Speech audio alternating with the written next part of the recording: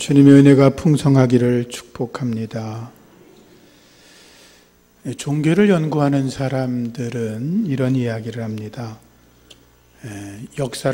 종교의 역사를 쭉 보면 세계 인구의 90% 이상이 종교적인 경축일에 자기들이 섬기는 신에게 그 피를 뿌리면서 제사를 지냈다라고 이야기를 합니다. 알렉산더 그리골리아라고 하는 사람은 세계 인구의 95% 이상이 피를 뿌리면서 제사를 드렸었다, 이렇게 이야기를 합니다. 고대 아테네에서는 유행병이나 큰 재앙들이 임해서 많은 사람들이 죽게 되면 사람들은 이게 내 죄 때문에 그런가 보다, 이렇게 생각을 많이 했습니다. 지금도 이제 그런 생각들을 하곤 하죠. 그렇게 되면 그들은 이제 가난한 사람 가운데서 한 사람을 돈을 주고 그 사람을 삽니다. 그리고 그 사람을 이제 제사를 드릴 때 그 앞에다가 이렇게 놓고 거기 모인 사람들에게 돌을 던지면서 내가 이러이런 죄를 졌습니다. 그래서 돌을 집어 던졌다 그럽니다. 그러면 거기 가운데 있는 사람은 돌에 맞아가지고 이제 죽어가는 거죠. 그 사람이 피를 흘려 죽을 때까지 내가 이러이러한 죄를 졌습니다 라고 돌을 던지면, 그리고 그 사람이 죽게 되면 많은 사람들은 이제 내 죄가 용서됐네 라고 생각을 하고 집으로 돌아갔다고 그럽니다. 그런 풍습은 멕시코에서도 있었는데 이런 자연재해로 인해서 많은 사람들이 죽게 되면 제사장이 그 지역에서 있는 사람 중에 제일 잘생기고 멋진 청년 한 사람을 이제 선택을 합니다. 그리고 그 사람, 선택된 사람을 외딴 섬에다 갖다 놓고 그가 원하는 대로 소원을 다 들어준 다음에 그 사람을 다시 이제 기한이 되면 제사의 제물로 쓰려고 데리고 온다 그럽니다. 그럼 그 청년은 자기가 그런 제물이 된 것에 대해서 영광스럽게 생각을 하고, 그리고 이제 많은 사람들이 이제 있는 가운데에서 그 청년이 이렇게 서 있을 거 아니겠어요? 그러면 사람들이 내 죄를 가져가십시오, 내 죄를 가져가십시오, 나를 기억하십시오, 나를 기억하십시오, 이렇게 소리를 막 지릅니다. 그리고 나면 그 청년은 이제 높은 제단 위에 올려지고 이렇게 눕습니다. 누우면 제사장이 칼을 뽑아들어서 그 청년의 심장을 칼로 막 찔른다 그럽니다. 그럼 피가 막 솟구칠 거 아니겠어요? 그러면 제사장이 거기 모인 사람들에게 선포합니다. 이 청년이 여러분들의 모든 죄를 다 가져갔습니다. 여러분들의 죄가 용서됐습니다. 그렇게 선포를 했다고 그럽니다. 이렇게 이제 사람들은 오래전부터 어떤 누군가의 피가 자기의 죄를 용서해 줄 거다라고 하는 것들이 있었다는 것을 종교학자들이 연구해서 보고한 내용들인 것입니다. 마르틴 루터는 이런 말을 했습니다. 성경을 꽉 짜면 예수의 피가 흐른다라고 이야기를 했습니다. 출애굽 당시에 이스라엘 백성들의 생명을 살린 것은 어린 양의 피였습니다. 짐승에 흘린 피가 이스라엘 백성들의 죄를 해결해 주었던 거죠. 사람들을 죽음의 자리에서 생명의 자리로 옮겨 놓은 것은 짐승들의 피였습니다. 피 흘림이 없이는 죄 사함이 없다라고 말씀하였기 때문에 그 피가 바로 생명이 되어 우리들의 생명까지 살린 것입니다. 예수의 피가 저와 여러분들을 살린 줄로 믿습니다. 레위기 16장을 읽다 보면 대속제일에 드려지는 제사에 관한 말씀이 나오는데, 그때 대제사장은 2마리의 순염소를 회막으로 끌고 옵니다. 한 마리는 하나님을 위하여 드립니다. 하나님을 위하여 드린다는 것은 그 양이 하나님께 속죄제로 드려진다는 것입니다. 백성들의 죄를 대신하기 위해서 피 흘려 주고 하나님께 드려진다는 것이죠. 또 다른 한 마리의 염소는 아사셀이라고 해서 그 아사셀 염소를 어디로 끌고 가냐면 광야로 끌고 갑니다. 아무것도 없는 광야, 그 넓은 광야에다 갖다가 버립니다. 그것은 뭘 의미하냐면 너희들의 죄가 이 아사셀 양처럼 어디로 갔는지 모른다는 것입니다. 너희들의 죄를 찾을 수 없다는 것입니다. 너희들의 죄가 사라졌다는 것입니다. 그 대속죄일 때 드려졌던 염소들의 피가 이스라엘 백성들의 죄를 기억조차 하지 않는다, 용서한다, 그런 의미로 드려졌던 것입니다. 생명이 피에 있습니다. 그 피가 인간의 죄를 속죄한 것입니다. 예수님의 사역의 절정은 십자가입니다. 십자가에서 흘리신 피가 믿는 자들의 모든 죄를 용서하는 것입니다. 그 예수의 피가 저와 여러분의 죄도 용서하셨고 사하여 주셨습니다. 그렇게 믿으시면 아멘. 그렇습니다. 그래서 기독교에는 예수의 피가 없으면 존재할 수가 없습니다. 예수님의 피로 인해서 우리가 생명을 얻었기 때문에 만약에 기독교에서 십자가에 달리신 예수님의 흘린 피, 보혈이 없다면 기독교는 존재할 수가 없고 또 존재할 이유도 없는 것입니다. 예수님은 6월절 마지막 만찬에서 성만찬을 제정하십니다. 이스라엘 백성들의 6월절 사건을 떠올리면서 예수님 말씀하십니다. 이 떡을 받아 먹어라. 이 떡은 내가 너희들에게 주는 몸이다고 말씀하십니다. 예수님께서 포도주를 따라주면서 말씀하십니다. 이 잔은 나의 피, 언약의 피라고 말씀하십니다. 언약의 피라는 것은 영원한 약속의 피라는 것입니다. 파기되지 않는, 없어지지 않는 영원한 언약을 갖춘 피, 생명의 피, 구원의 피, 우리를 죄에서 용서하는 피라고 주님이 말씀하신 것입니다. 그래서 예수의 피를 믿는 자마다 죄사함을 얻고 구원함을 얻고 하나님의 자녀가 되는 것입니다. 우리가 죄를 용서받기 위해서 예를 들어 어떤 사람이 긁는 보화를 잔뜩 가져다가 여기다 헌금한다 그래서 그 사람의 죄가 용서되는 거 아닙니다. 어떤 사람이 예를 들어 죄를 용서받으려고 이보다 더 크고 아름답고 웅장한 예배당을 지어 바쳤다 그래서 그 사람의 죄가 용서되는 거 아닙니다. 어떤 사람이 자기 죄를 용서받기 위해서 잠도 자지 않고 수많은 선행을 했다 그래서 그 사람의 죄가 용서받는 거 아닙니다.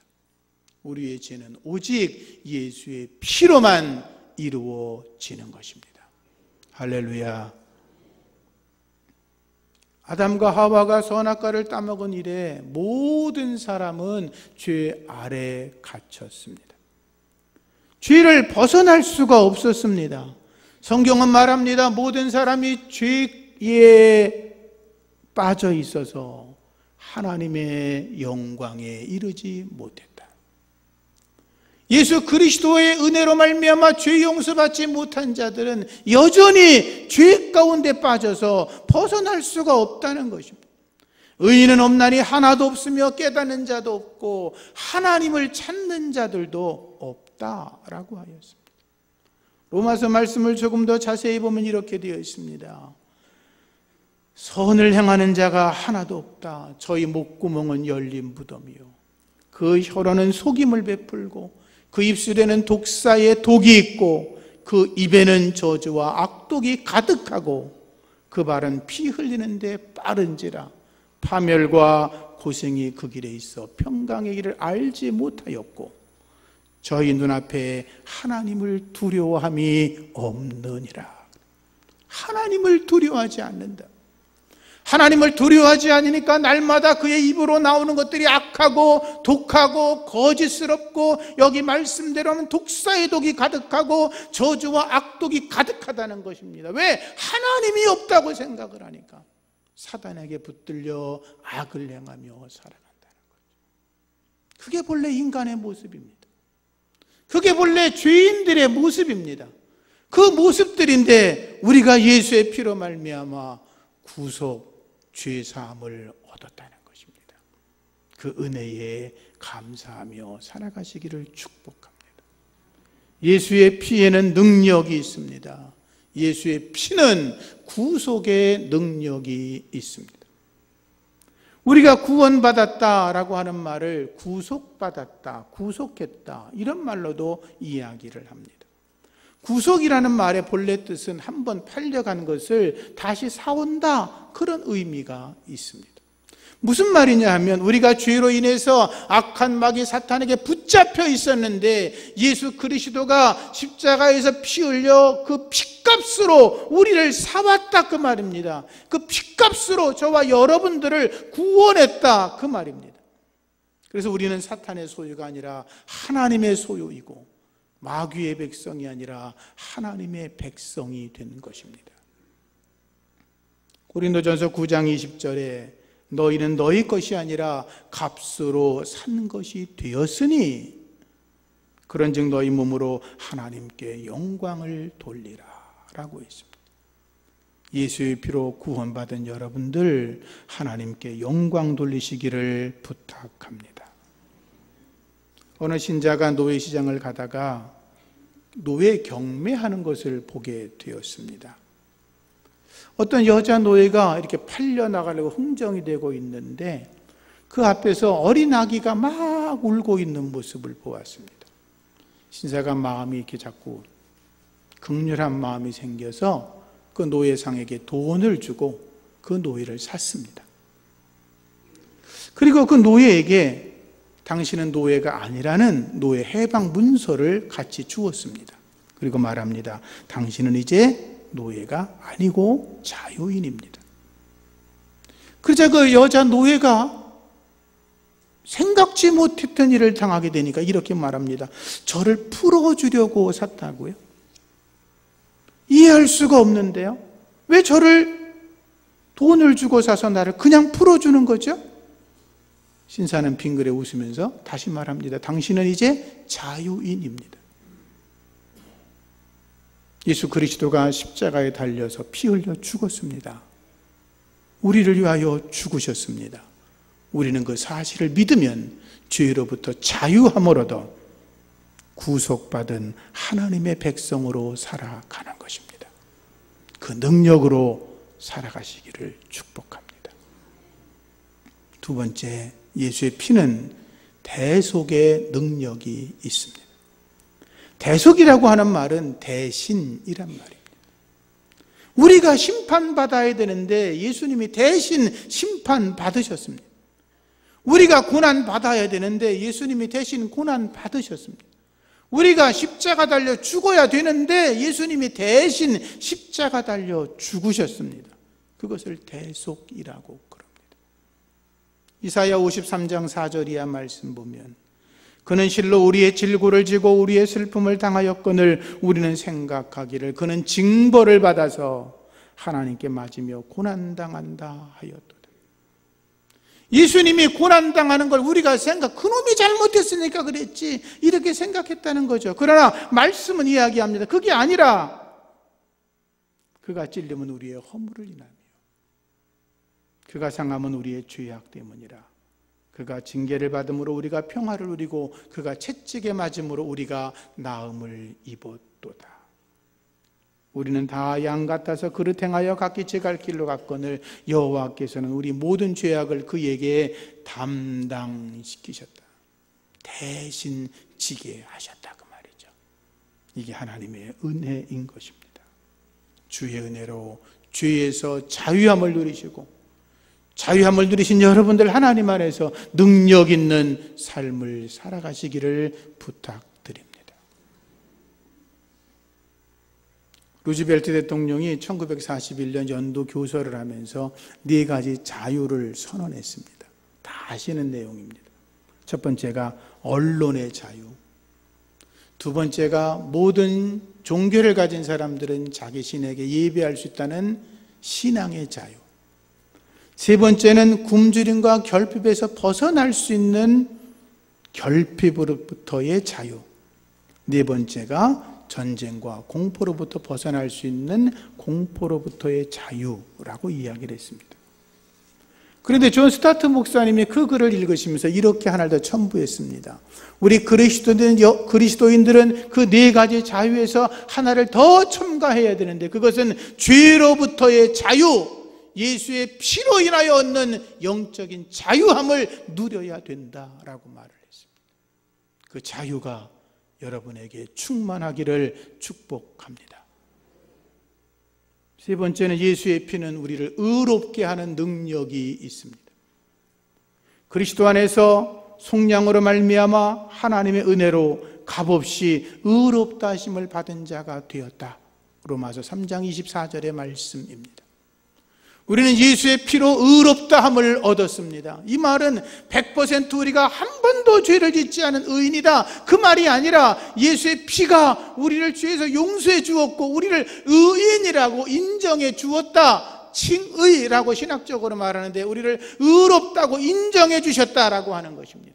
그래서 예수님께서 말씀하시는 겁니다. 너희가 하나님의 백성이다, 너희는 의롭게 되었다, 하나님의 사람이다, 그러니 너희가 세상에서 소금과 빛으로 살아가야 된다, 너희가 성결하게 살아가야 된다, 너희가 의의 백성으로 하나님의 나라와 그 의를 바라보며 행하며 살아가라고 말씀하는 것입니다. 왜?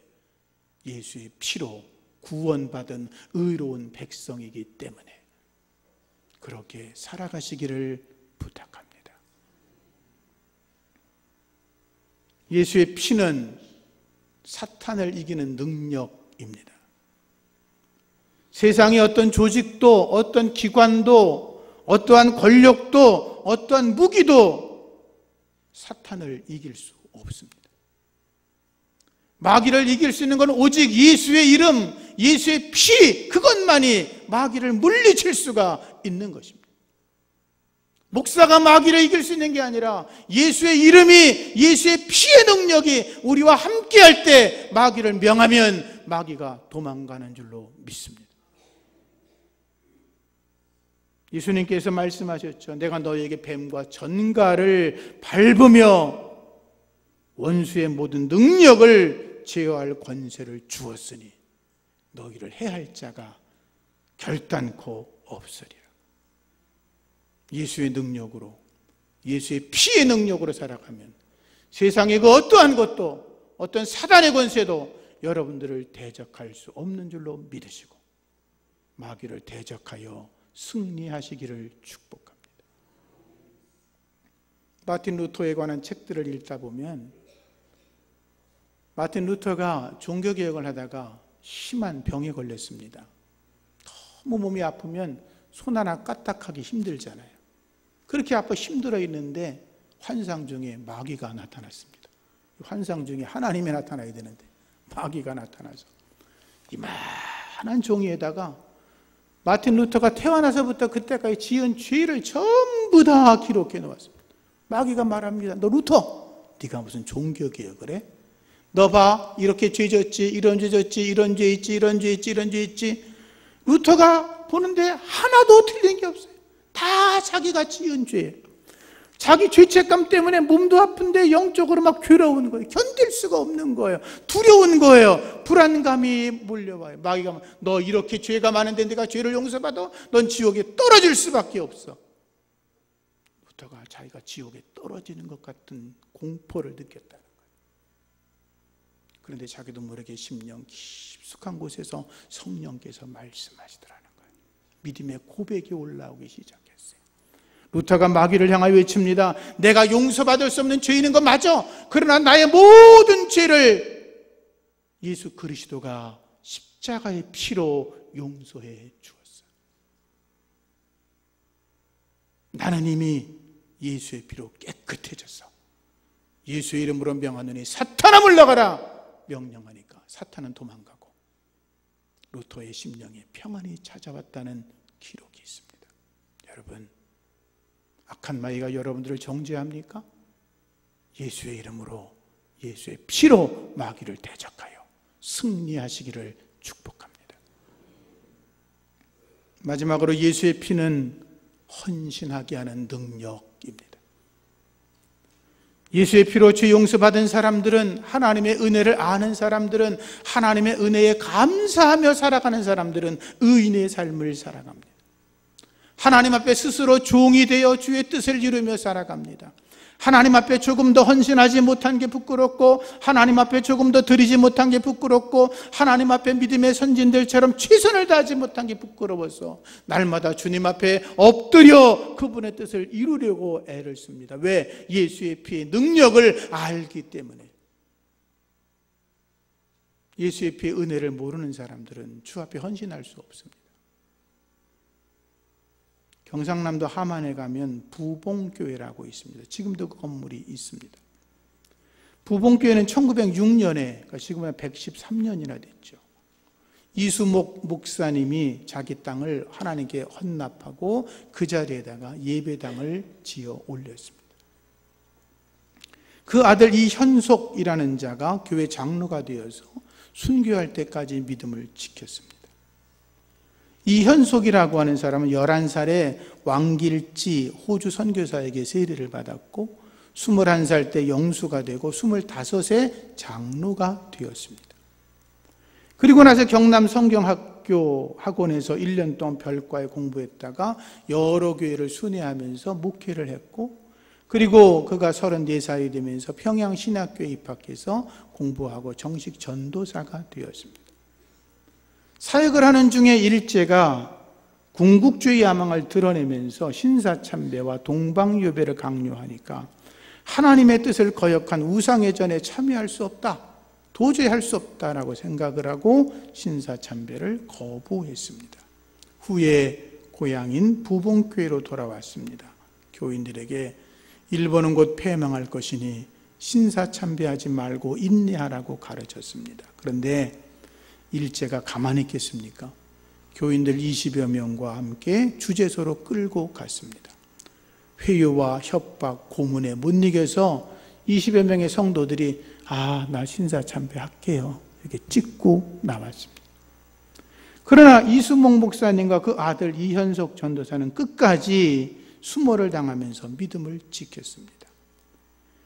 이현속의 아들은 초등학교를 다니고 있었는데, 그 국민학교를, 소학교를 다니고 있었는데 거기 신사 건립을 위해서 10전 기부금을 내지 않았다는 이유로 학교에서 퇴학을 당했습니다. 1941년에 경남 지방의 신사참배 거부하는 분들과 함께 붙잡혀서 평양의 형무소로 압송되었고 4년 동안 옥고를 치르다가 영양실조 등으로 쓰러졌습니다. 그리고 5월 23일 순교의 잔을 맞았습니다. 그의 비석에 이렇게 써 있었습니다. 이현속 전도사님은 장로님으로서 순교하신 경남의 대표적 순교자이시다. 그를 순교케 한 것이 무엇입니까? 예수의 피의 능력입니다. 그분의 피에 예수의 피가 흐르고 있었던 것입니다. 나를 위해 죽으신 예수 그리스도, 십자가에 달려 피 흘려 죽으신 예수 그리스도, 그분에 대한 사랑과 예수의 피에 대한 능력이 그 안에서 끓고 있었기 때문에 오직 예수의 이름으로 예수의 피를 위하여 순교할 수 있는 거룩한 능력이 있었던 것입니다. 저와 여러분에게도 그러한 능력이 있어지기를 주의 이름으로 축복합니다.